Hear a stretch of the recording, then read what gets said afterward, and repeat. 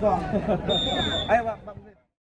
Muslim SHI, Ketua DPD Partai Demokrat Aceh yang juga anggota DPR RI asal Aceh, didampingi Ketua DPC Demokrat Kota Lok Semawe, Teguh Sofyanus, hadir dan menyaksikan langsung final sepak bola Garuda KDA Cup di Kampung Gede Aceh, Kota Lok Semawe. Kegiatan yang termasuk dalam bulan bakti Partai Demokrat dihadiri ratusan warga setempat. Meski event di tingkat desa, namun kehebohan yang terjadi di lapangan tidak kalah serunya dengan event tingkat daerah. Dalam pertandingan persahabatan antara warga, nama klub juga dipilih dengan nama yang menggelitik, seperti pada final yang terpaksa diakhiri dengan drama adu penalti. Akhirnya klub Senggoldong harus mengakui keunggulan klub Mahyong yang berhasil keluar sebagai juara pada event tersebut.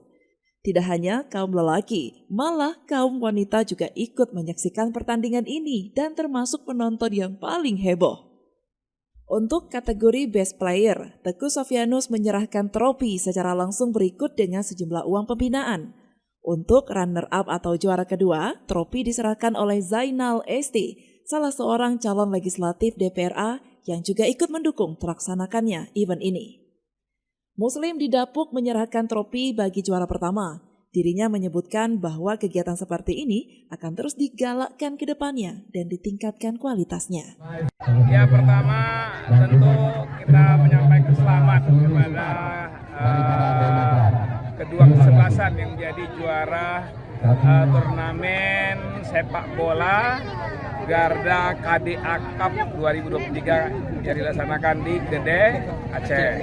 Semua kegiatan hari ini memberi dampak positif buat khususnya buat masyarakat yang ada di Gede Aceh, khususnya di Lok Semawe. Tentu kita harapkan kegiatan hari ini menjadikan spirit positif buat masyarakat, dan terus terang kita bersyukur khususnya kami dari keluarga Partai Demokrat mendukung penuh kegiatan ini, dan insya Allah kita akan lanjutkan dengan kegiatan-kegiatan lain berikutnya.